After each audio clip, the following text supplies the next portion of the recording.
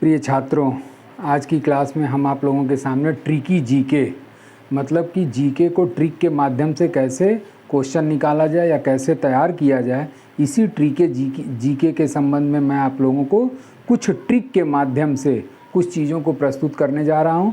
इस ट्रिक को अगर आप याद कर लेंगे तो उस कंडीशन में हमको उम्मीद है कि 5-6 क्वेश्चन 10-10 क्वेश्चन एक एक ट्रिक से आपका निकलना शुरू हो जाएगा। और इस ट्रिक में कुछ क्वेश्चन भी हम आपको कराते रहेंगे, जैसे जो मेन लोग हैं या मेन जो हेडिंग या टॉपिक कही जा सकती है उसके बारे में कि किस किस टाइप का क्वेश्चन कहाँ से पूछता है, उसके संबंध में पूरी जानकारी आपके सामने देता रहूँगा।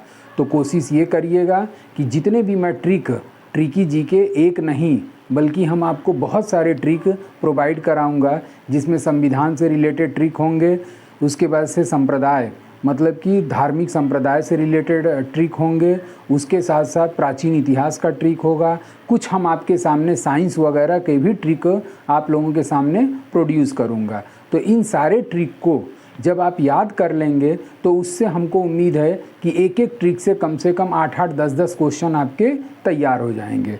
उसके साथ साथ उस ट्रिक में केवल कुछ शब्दों का मैं हिंट देता रहूँगा और उसी हिंट को या अगर उस ट्रिक को आप याद रखेंगे तो अगर आपके सामने उससे रिलेटेड अगर 4 ऑप्शन आता है तो उस ट्रिक में जो भी मैंने हिंट के रूप में उन शब्दों को इंक्लूड किया हूँ उस शब्दों से वो ऑप्शन आसानी से पकड़ में आ जाएगा। तो कृपया करके इन ट्रिक को याद कर लीजिए और याद करने के साथ साथ कम से कम एक ट्रिक से 8-10 क्वेश्चन आपके क्लियर हो जाएंगे। तो आज जो मैं पहला ट्रिक तैयार करने जा रहा हूं या आपके सामने देने जा रहा हूं वो है आपका सिख संप्रदाय के गुरुओं का क्रम। सिख संप्रदाय के गुरुओं का क्रम।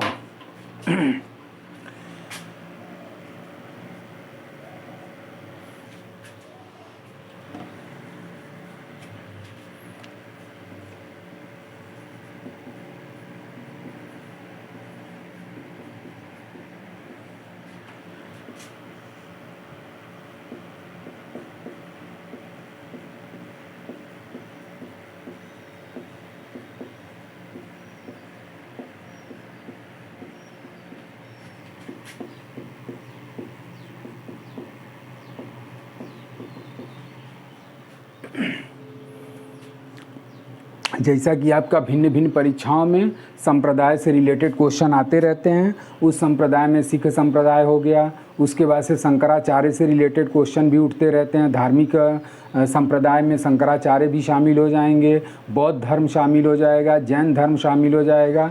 तो जितने भी ये धार्मिक संप्रदाय हैं उस धार्मिक संप्रदाय में आपका एक संप्रदाय कौन सा है? सिख संप्रदाय। और इसी सिख संप्रदाय के गुरुओं के क्रम में आपका 10, चूँकि सिख संप्रदाय में कुल गुरुओं की संख्या कितनी हुई थी? तो कुल गुरुओं की संख्या 10 थी और उसी 10 में कभी कभी क्रम पूछ देता है कि सिख संप्रदाय का 5वां गुरु कौन हुआ, या इन गुरुओं से रिलेटेड जो महत्वपूर्ण प्रश्न उत्तर बनते हैं उन सारी चीज़ों को मैं इस ट्रिक में इंक्लूड करूँगा। तो जो भी सिख संप्रदाय के गुरुओं का क्रम का ट्रिक है वो है आपका ना अंग अमर है, ना अंग अमर है,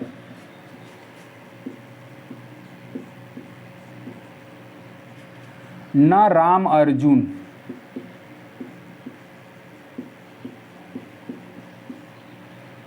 हरगो हररा हर की तेगो, हरगो हररा हर की तेगो।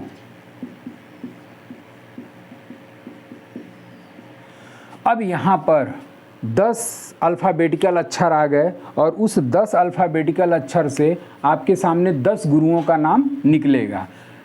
1 2 3 4 5 6 7 8 9 10। अब हमको उम्मीद है कि कुछ ऐसे इसमें शब्द दिए गए हैं जो आपको समझ से परे होगा, जैसे कि हरगो, हररा, हर की। ये तीनों से आप थोड़ा कन्फ्यूजन आप लोगों को हो रहा होगा कि इन तीनों से कौन सा नाम निकलेगा।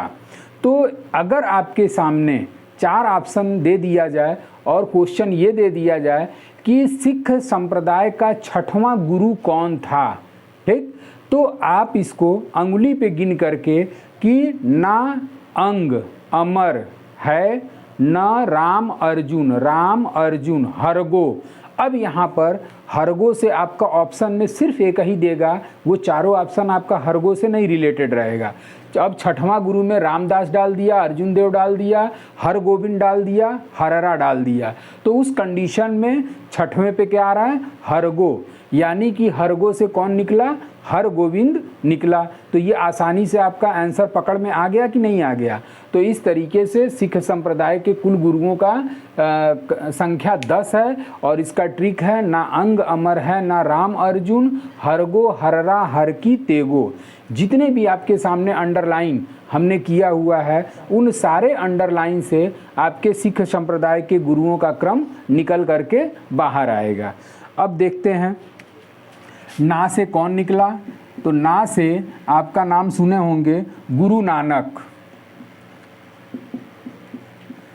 ना हो गया अंडरलाइन में, अंग हो गया, अमर हो गया, उसके बाद से राम हो गए, उसके बाद से अर्जुन हो गए,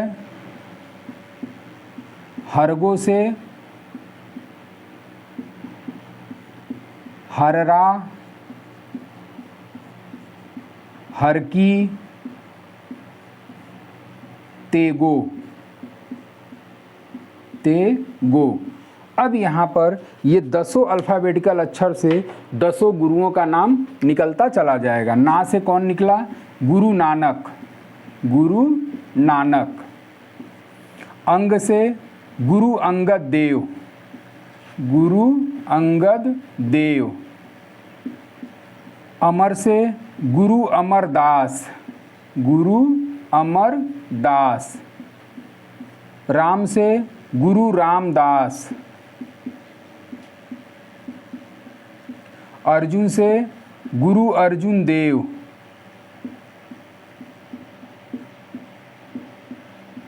हरगो से गुरु हर गोविंद।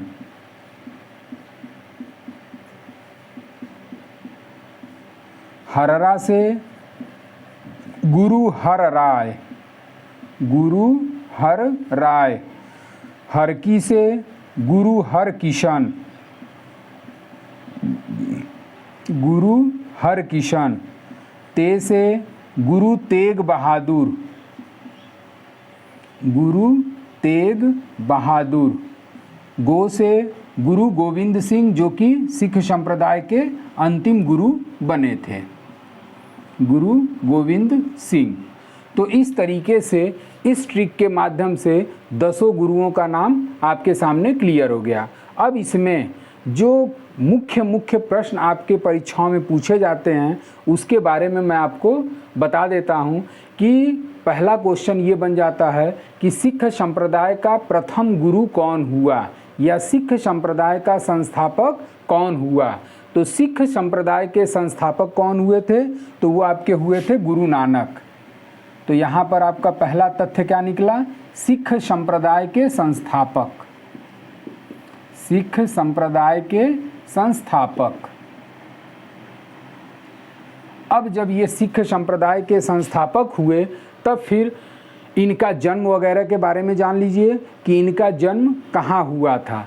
तो इनका जो जन्म है वो जन्म आपका ननकाना, जन्म ननकाना तलवंडी, जन्म ननकाना तलवंडी में हुआ था।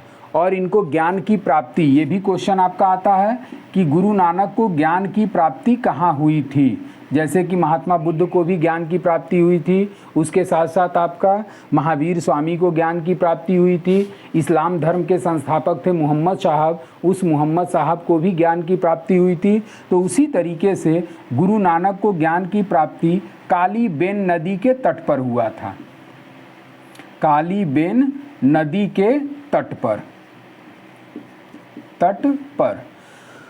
अब इनके पिता का क्या नाम था, तो इनके पिता का नाम कालू, पिता का नाम कालू। और माता का क्या नाम था, तो माता का नाम इनके तृप्ता था, तृप्ता। तो इस तरीके से सिख संप्रदाय के गुरु, प्रथम गुरु आपके गुरु नानक हुए और इन्होंने सिख संप्रदाय की स्थापना किया था। इनके पिता का नाम कालू, माता का नाम तृप्ता था। उसके बाद से इनके जो प्रमुख शिष्य थे, उनके प्रमुख शिष्य में आपके मर्दाना, प्रमुख शिष्य, अब यहाँ शिष्य हो गया और शिष्य में कौन हो गया, मर्दाना। प्रमुख शिष्य में गुरु नानक के प्रमुख शिष्य मर्दाना। उसके साथ साथ ये गुरु नानक ने जब सिख संप्रदाय की स्थापना किया तो उसी सिख संप्रदाय के प्रचार प्रसार करने हेतु निकले। अब इस प्रचार प्रसार की घटना को किस नाम से जाना जाता है? जब इन्होंने अपने सिख संप्रदाय का प्रचार प्रसार करने निकले, कि सिख संप्रदाय के बारे में इन्होंने बताना लोगों को शुरू किया, प्रचार प्रसार करना शुरू किया, तो इस प्रचार प्रसार की घटना को उदासी नाम दिया गया, उदासी नाम दिया गया। जैसे कि आप लोग जानते होंगे कि महात्मा बुद्ध, जब महात्मा बुद्ध घर से बाहर निकले थे या गृह त्याग किए थे तो उस घटना को किस नाम से जाना जाता है, महाविनिष्क्रमण। उसके बाद से जब इन्हें ज्ञान की प्राप्ति हुई तो ज्ञान की प्राप्ति की घटना को संबोधि नाम दिया गया। उसके साथ साथ जब इन्होंने अपना पहला ज्ञान प्राप्त कर लिया तो उस ज्ञान प्राप्त करने के पश्चात इन्होंने अपना पहला उपदेश सारनाथ में दिया और उस घटना को धर्म चक्र प्रवर्तन के नाम से जाना गया। उसके बाद से जब इनकी मृत्यु हुई तो महात्मा बुद्ध की जब मृत्यु हुई तो इस मृत्यु की घटना को महापरिनिर्वाण नाम दिया गया। तो उसी तरीके से गुरु नानक ने जब सिख संप्रदाय या सिख धर्म का प्रचार प्रसार करना प्रारंभ किया तो इस घटना को किस नाम से जाना जाता है, उदासी के नाम से जाना जाता है। इनके द्वारा लिखित पुस्तक कौन सी है? तो इनके द्वारा लिखित पुस्तक बाबर बाणी, इन्होंने बाबर बाणी नामक पुस्तक की रचना किया। तो इस तरीके से गुरु नानक से संबंधित जो भी आपकी परीक्षाओं में क्वेश्चन पूछे जाते हैं वो 5-6 क्वेश्चन आपके ये बन जाते हैं जो सिख संप्रदाय के प्रथम गुरु थे। अब आते हैं गुरु अंगद देव। दूसरा गुरु कौन हुआ? तो गुरु अंगद देव,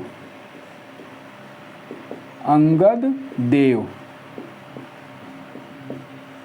अब इनके बारे में कौन कौन सा तथ्य आपके सामने आता है? तो सबसे पहले तो इनका जन्म कहाँ हुआ था? तो इनका जन्म जो हुआ था वो पंजाब में, और पंजाब में एक जगह है हरिके गांव, और उसी हरिके गांव में इनका गुरु अंगद देव का जन्म हुआ था।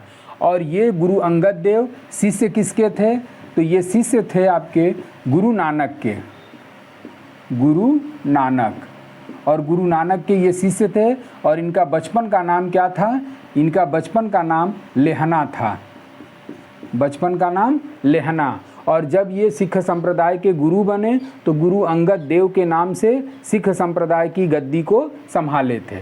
अब इनकी मृत्यु कहाँ हुई थी? तो इनकी मृत्यु अमृतसर पंजाब में हुई थी, अमृतसर पंजाब।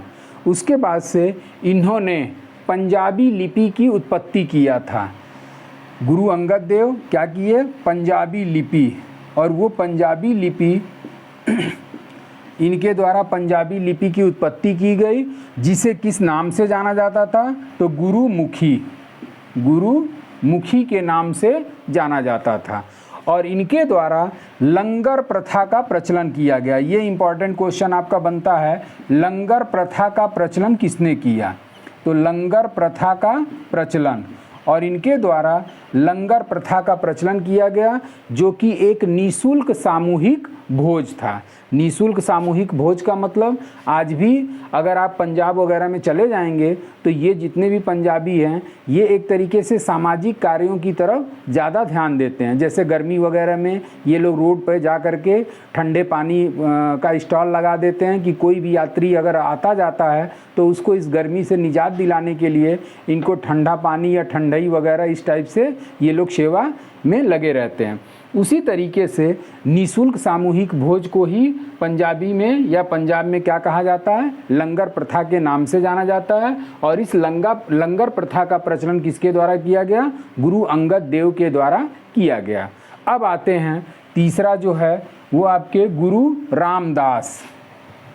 ये जो अमरदास हैं इस पे कोई खास क्वेश्चन नहीं बनता है। तीसरा क्वेश्चन आपका बन जाता है, तीसरे गुरु पे जो क्वेश्चन बनता है वो गुरु रामदास।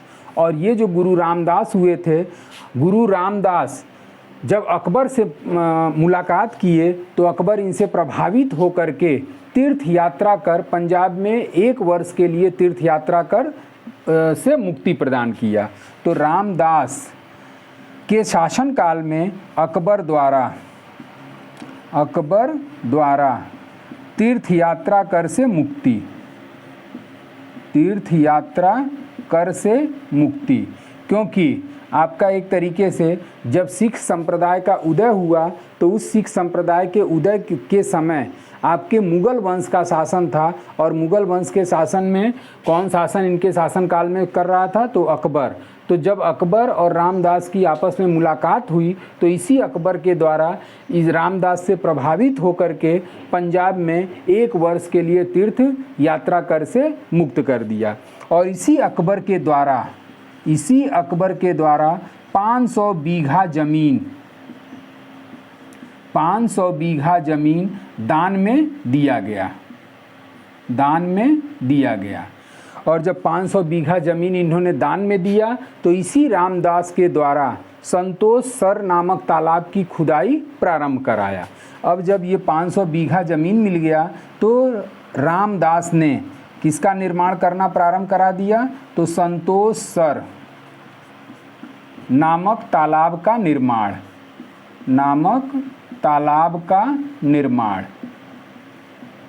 और ये निर्माण कहाँ प्रारंभ कराया, तो ये कराए थे